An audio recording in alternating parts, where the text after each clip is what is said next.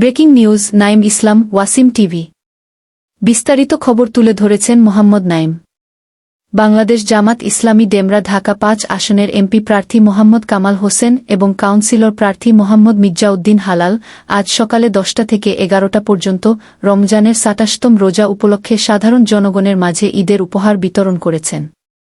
তারা সবাইকে খাদ্য সামগ্রী দান করছেন এবং সকলকে নিরাপদে থাকার আহ্বান জানাচ্ছেন।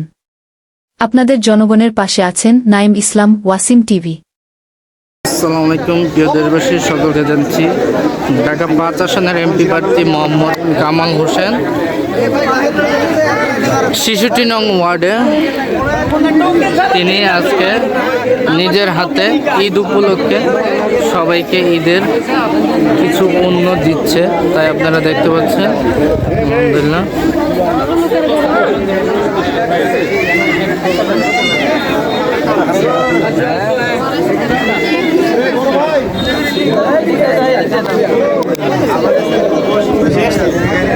বাংলাদেশ জামাত ইসলামের এমপি প্রার্থী মোহাম্মদ কামাল হোসেন তিনি ঈদ উপলক্ষে সাধারণ জনগণকে আলহামদুলিল্লাহ কিছু দিচ্ছে।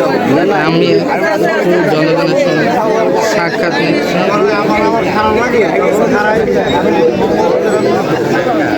আসসালামু আলাইকুম কাকা, কেমন লাগছে ঈদের ব্যাপারে?